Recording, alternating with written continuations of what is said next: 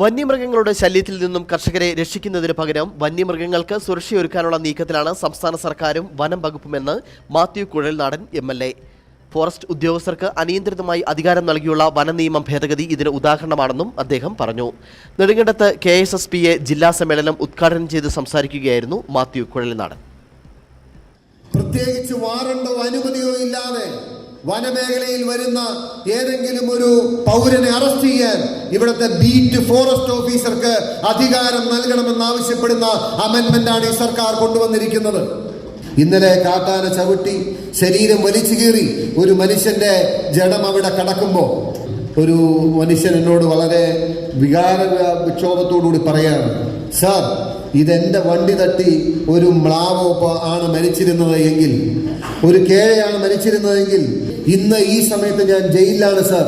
ഇവിടുത്തെ വന്യജീവികളെയും കാടിനെയും മാത്രം സംരക്ഷിക്കാനുള്ള ഡിപ്പാർട്ട്മെന്റാണ് ഫോറസ്റ്റ് ഡിപ്പാർട്ട്മെന്റ് എന്ന ധാരണയിലാണ് വനം വകുപ്പ് മുന്നോട്ട് പോകുന്നത്. വന്യമൃഗങ്ങളുടെ ശല്യത്തിൽ നിന്നും കർഷകരെ രക്ഷിക്കുന്നതിന് പകരം വന്യമൃഗങ്ങൾക്ക് സുരക്ഷയൊരുക്കാനുള്ള നീക്കത്തിലാണ് സംസ്ഥാന സർക്കാരും വനം വകുപ്പുമെന്ന് മാത്യു കുഴൽനാടൻ എം.എൽ.എ. പറഞ്ഞു. ധൃതി പിടിച്ച ക്യാബിനറ്റ് അംഗീകാരത്തോടെ വനനിയമം ഭേദഗതി ചെയ്ത് ഉദ്യോഗസ്ഥർക്ക് എന്തും ചെയ്യാനുള്ള ലൈസൻസ് ഒരുക്കുകയാണ് ഈ സർക്കാർ.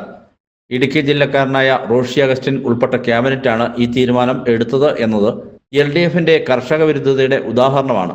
വന്യമൃഗ ആക്രമണങ്ങളുമായി ബന്ധപ്പെട്ട് നിയമസഭയിൽ വരുന്ന ചർച്ചകളിൽ മന്ത്രിമാർ പുച്ഛത്തോടെയാണ് മറുപടി പറയുന്നതെന്നും ജില്ലയിലെ കുടിയേറ്റ കർഷകരെ കയ്യേറ്റക്കാരായി മാത്രമാണ് ഇവർ കാണുന്നതെന്നും മാത്യു കുഴൽനാടൻ ആരോപിച്ചു. നെടുങ്കണ്ടം പഞ്ചായത്ത് കമ്മ്യൂണിറ്റി ഹാളിൽ നടന്ന Kerala state service pensioners association ജില്ലാ സമ്മേളനത്തിൽ സ്വാഗത സംഘം ചെയർമാൻ അഡ്വക്കേറ്റ് M.N. ഗോപി അധ്യക്ഷത വഹിച്ചു.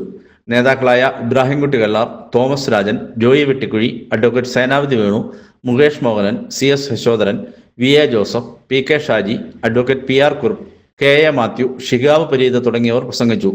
സമ്മേളനത്തിന് മുന്നോടിയായി പടിഞ്ഞാറേക്കവലയിൽ നിന്നും കിഴക്കേക്കവലയിലേക്ക് നടന്ന പ്രകടനത്തിൽ നൂറുകണക്കിന് അസോസിയേഷൻ അംഗങ്ങൾ പങ്കെടുത്തു. News bureau, Nedumkandam.